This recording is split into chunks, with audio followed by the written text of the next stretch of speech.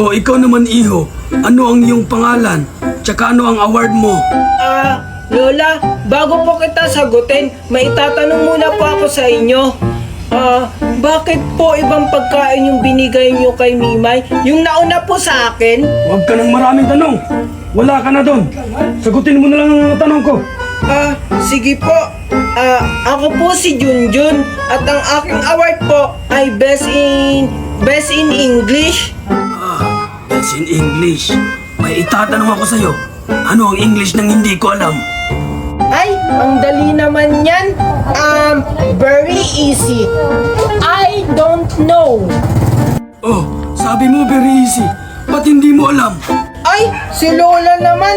Alam ko nga po, I don't know nga po.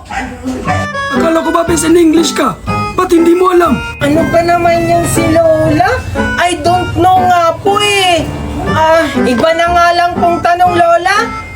Ay, wag na. Ito yung para sa'yo. Wow, parehas kami ni Mimay. Thank you po, Lola. Bye-bye. Ang tagal naman ni Junjun interviewin. Mimay, andito na ako. Tingnan mo, parehas tayo. Wow, oo nga, pareha tayo.